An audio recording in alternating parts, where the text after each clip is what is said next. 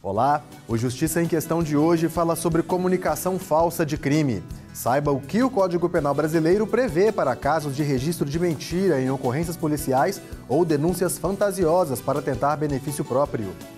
Conheça a legislação municipal que permite a produção de cervejas artesanais.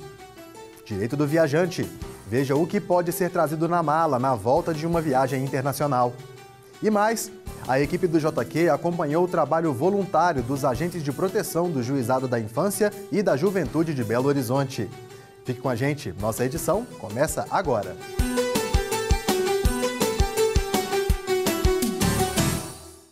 A produção de cervejas artesanais tem se expandido cada vez mais entre os mineiros. Isso tem reforçado o ditado muito conhecido pelos belo-horizontinos. Já que Minas não tem mar, vamos para o bar? E agora os microcervejeiros têm muito a comemorar com a lei que permite a produção da bebida em Belo Horizonte. Entenda na reportagem de Silvana Monteiro.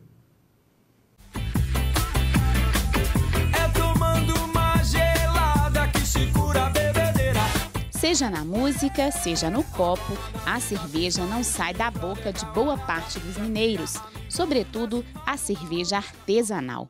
O mercado desse produto em Minas Gerais cresceu aproximadamente 19% no ano passado e é considerado um dos maiores do país. Hoje ocupa o terceiro lugar, ficando atrás apenas de São Paulo e Rio Grande do Sul. Atualmente, o estado tem mais de 240 microcervejarias registradas no Ministério da Agricultura. A quase totalidade dessas fábricas fica na região metropolitana de Belo Horizonte e no interior. Agora, os mestres cervejeiros comemoram a aprovação de uma lei que permite a ampliação desse mercado para a capital mineira. O que aconteceu é o seguinte, a legislação era de 96, uma legislação que entendia que toda fábrica de cerveja era uma grande indústria. Com o advento das cervejas artesanais, isso não acontece mais, né? Hoje as fábricas de cerveja, as nano-cervejaria, micro-cervejarias, pequenas cervejarias, são como uma grande cozinha, né? Tem uma panela, um fermentador. Então, o entendimento da lei estava um pouco equivocado sobre o que era esse novo negócio que surgiu. Então, o que a gente quis foi corrigir uma distorção que tinha na lei que estava afastando muitos empreendimentos em Belo Horizonte do segmento de cerveja. Fábricas menores terão exigências de localização e fiscalização sanitárias semelhantes a bares, o que facilita a criação de novos empreendimentos. A lei anterior só permitia a implantação de fábricas em 2 áreas de Belo Horizonte, o que fez com que muitos cervejeiros saíssem da capital e implantassem fábricas na região metropolitana. É o caso desse cervejeiro aqui. Eduardo Braza produz cerveja há décadas e se instalou em Contagem, na região metropolitana da capital. Agora, com a nova lei, já tem um projeto de abrir em Belo Horizonte, na região da Pampulha, um brewpub, local onde se pode fabricar e, ao mesmo tempo, servir a bebida ao cliente direto. Então nós mostramos que o KNAI da microcervejaria, que quando você vai olhar é uma grande indústria, né? Não é. Ficou imenso com uma padaria. Nós queríamos chegar em Belo Horizonte, que é o nosso foco. A mudança principal na lei foi o parâmetro para diferenciar as fábricas pequenas das grandes. O limite de área determinado pela nova regra é de 720 metros quadrados. Até 720 metros quadrados dentro de Belo Horizonte. Acima de 720 metros, ela continua na lei antiga. A nova regra elimina a exigência de que pequenas cervejarias só possam ser construídas em áreas industriais da cidade. Ela é permitida em várias outras regiões da cidade, em ruas residenciais, em vias arteriais.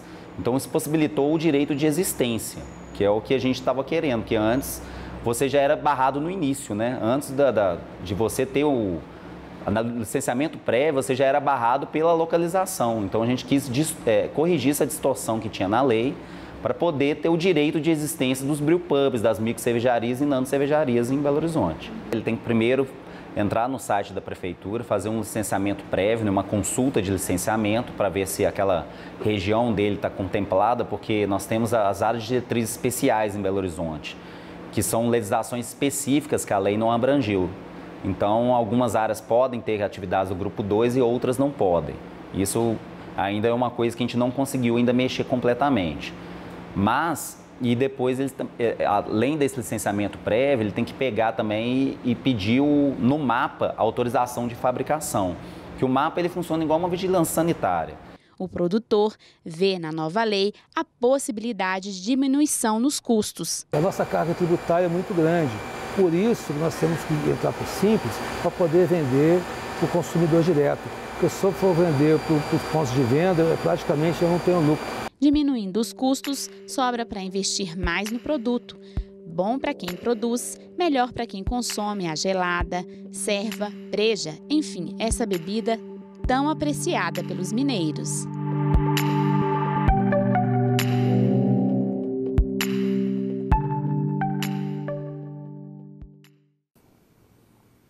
Você já ouviu falar em despacho judicial? O ABC do Judiciário de hoje explica o que é. Confira. Acho que significa quando uma pessoa é expulsa de casa, alguma coisa assim. Despacho judicial, não sei te dizer não, viu? O que significa? Despacho judicial? Não sei, não tenho ideia. Eu não faço a mínima ideia, não sei o que é não. Despachos são todos os pronunciamentos do juiz praticados no processo, de ofício ou a pedido da parte. Nos despachos, o objetivo não é solucionar o processo, mas determinar medidas necessárias para o julgamento da ação em curso. Exemplos de despacho são a citação de um réu, a designação de audiência, a determinação de intimação às partes, entre outros.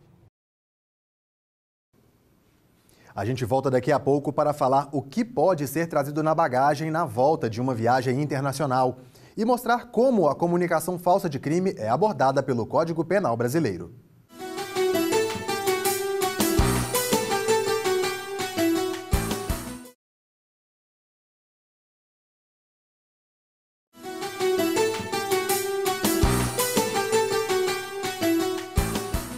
Estamos de volta com Justiça em Questão, programa do Tribunal de Justiça de Minas Gerais.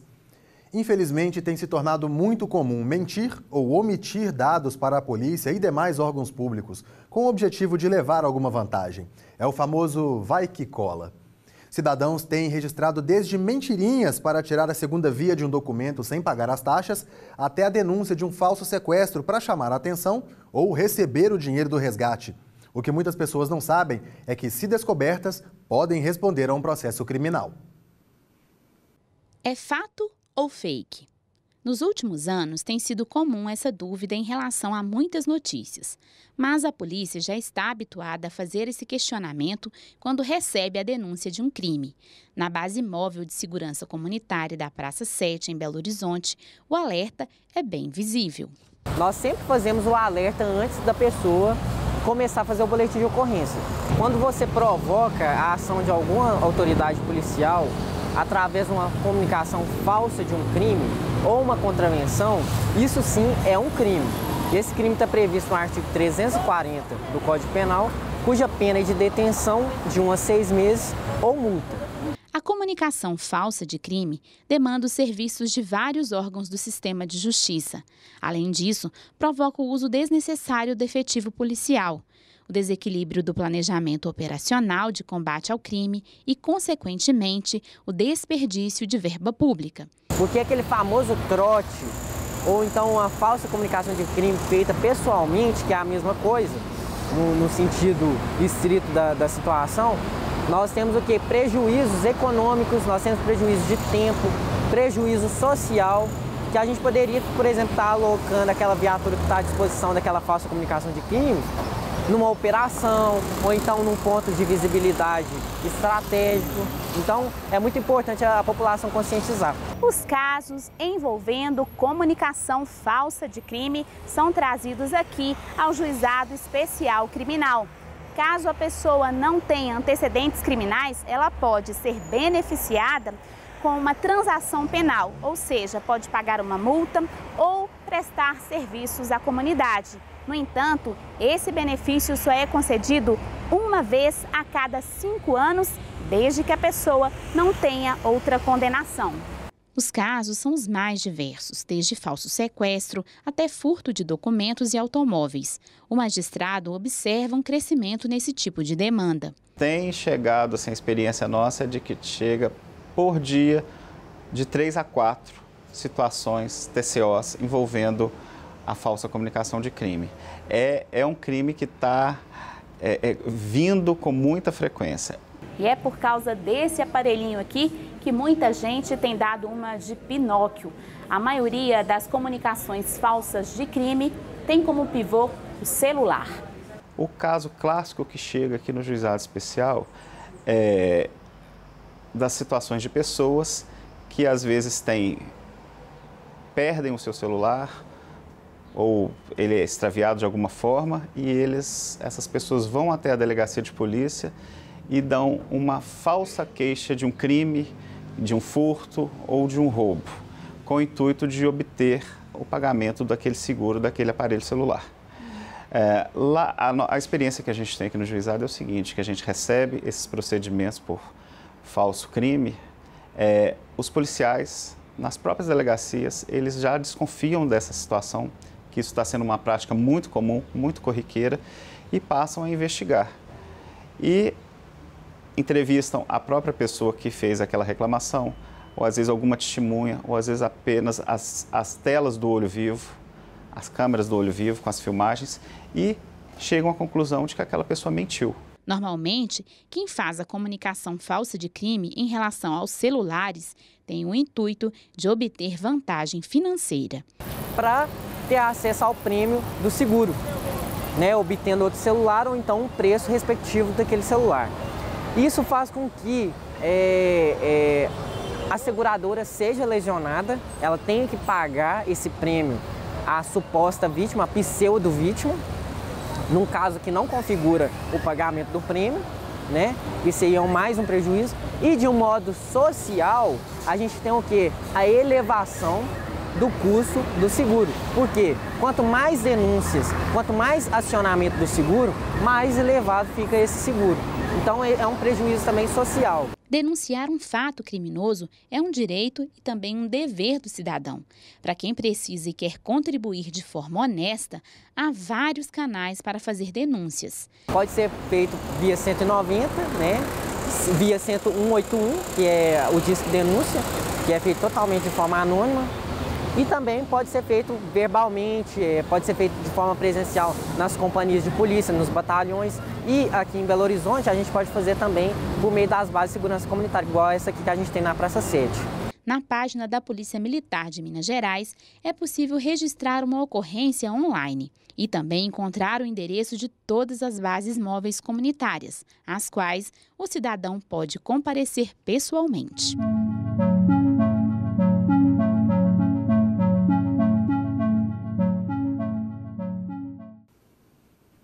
Vai viajar para o exterior e está na dúvida do que pode ser trazido em sua mala? Se informar sobre o que é permitido trazer para o país pode evitar constrangimentos e dor de cabeça.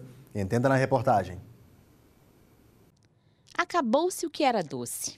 Há alguns anos foi essa expressão que marcou a chegada de Alfredo ao Aeroporto Internacional de Belo Horizonte.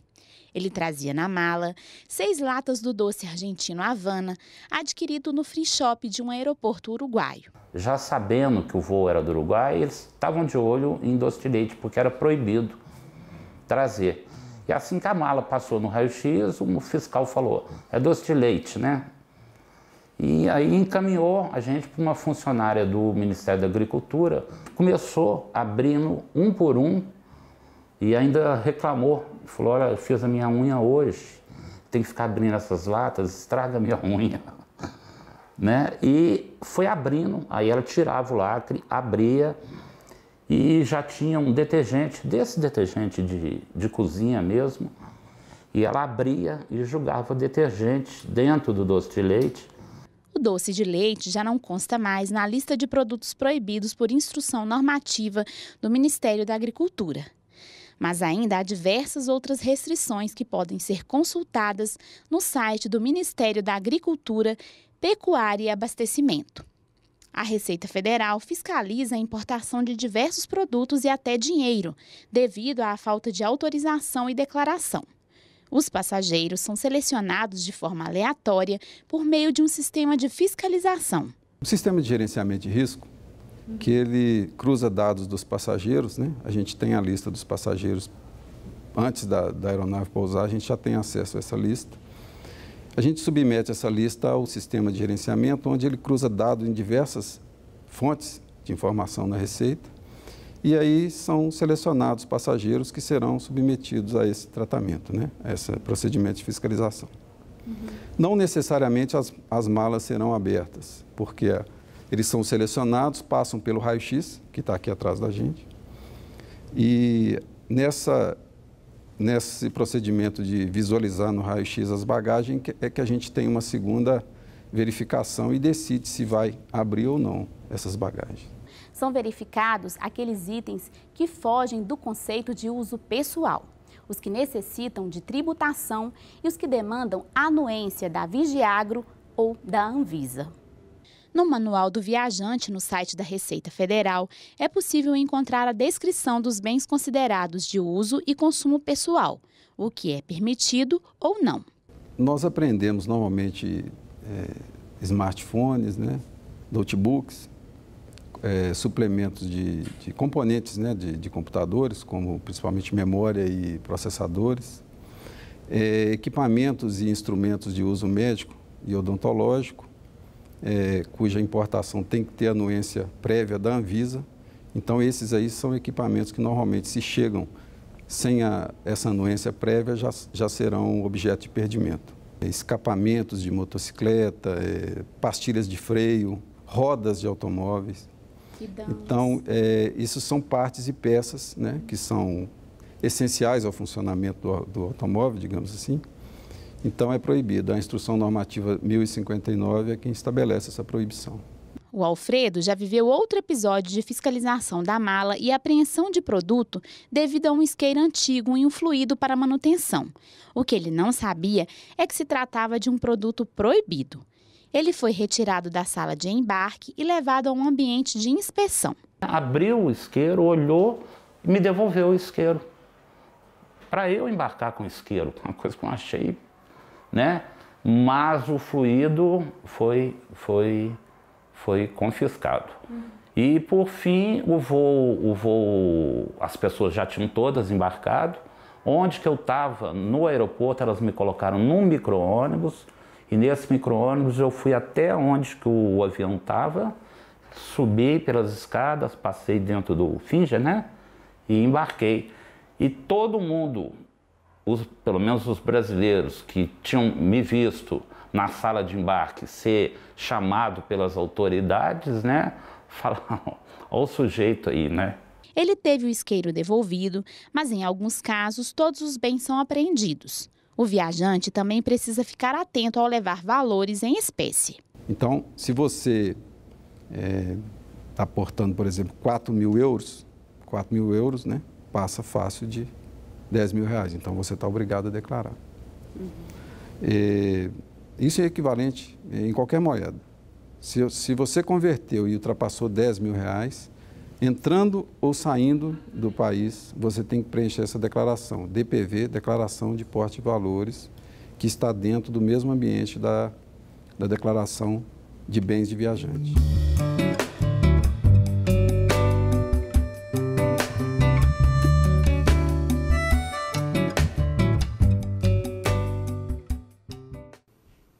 No próximo bloco, nossa equipe mostra o trabalho voluntário dos agentes de proteção do Juizado da Infância e da Juventude. Voltamos em instantes.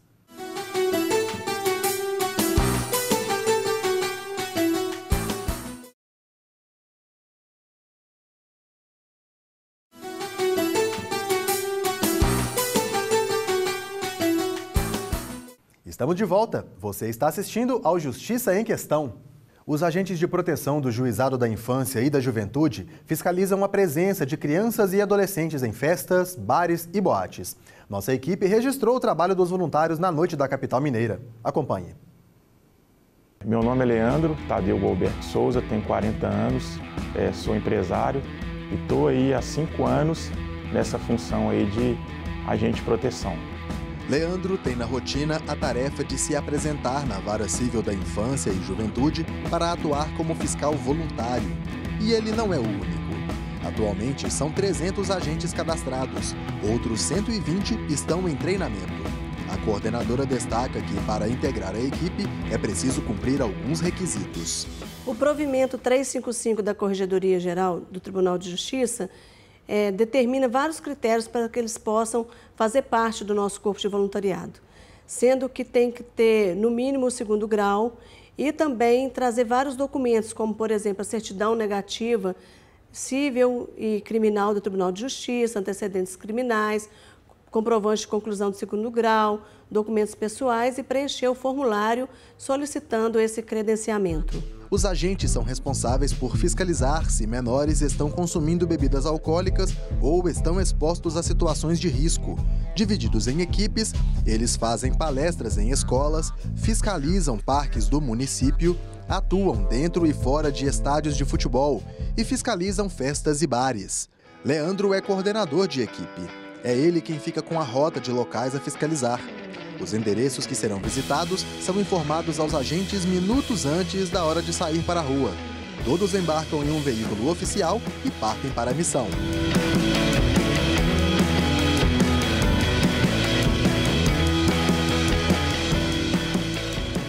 O perfil dos agentes de proteção é diverso. São estudantes, pessoas com envolvimento em algum projeto social, profissionais de áreas distintas e a faixa etária também é variada. São pessoas que se reúnem uma vez por semana para trabalhar 6 horas como voluntários. O único pagamento é colaborar com a proteção de crianças e adolescentes. De janeiro a dezembro de 2018, 366 jovens foram entregues aos pais após consumirem álcool. 52 estabelecimentos foram autuados. Quem é flagrado vendendo bebida alcoólica para menores pode ser conduzido a uma delegacia, além de receber infração administrativa de 3 a 20 salários mínimos. Ao notar algo suspeito, os agentes pedem o documento de identificação. Se constatada a irregularidade, os agentes tomam as medidas necessárias. Aí a gente chama os pais, relata isso tudo para o juiz aqui, né? É feito um termo de infração e um termo de responsabilidade de entrega para os pais. E tudo isso é relatado, o ocorrido ali que houve naquela situação. Denise declara que, para esse trabalho, é preciso mais do que vontade. É necessário ter muita sensibilidade e, ao mesmo tempo, firmeza, porque nós estamos tratando de pessoas que estão em desenvolvimento. Na fiscalização, é preciso ter essa cautela, porque muitas vezes as pessoas confundem o trabalho de proteção com, por exemplo, tratar os adolescentes que são autores de ato infracional. Leandro sabe bem disso. Já presenciou cenas que não deseja rever tão cedo. Nós chegamos num determinado estabelecimento, num motel, onde que no ato da fiscalização havia um casal e aparentemente a acompanhante estava sem o documento.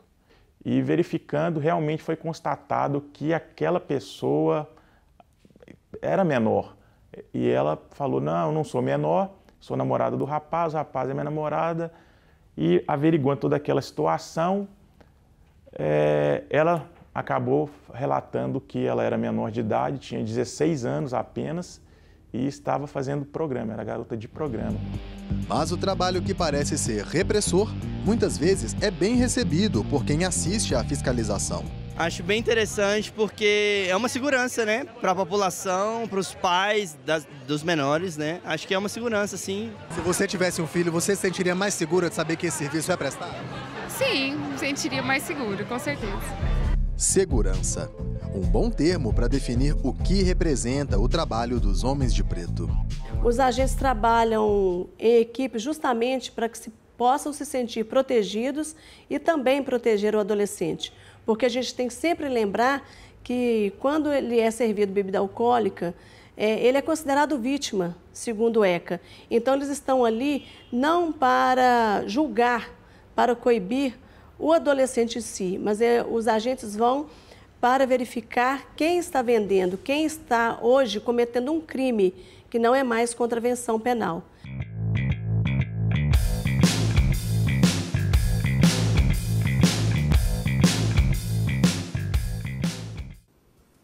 O Justiça em Questão também está na internet. O conteúdo desta e de outras edições pode ser acessado no portal do Tribunal de Justiça. Clique na área Comunicação e depois em Justiça em Questão ou veja pelo canal no YouTube. Comente, proponha temas, participe do nosso programa. Envie um e-mail para justiçaemquestão@tjmg.jus.br. Um grande abraço e até a próxima edição.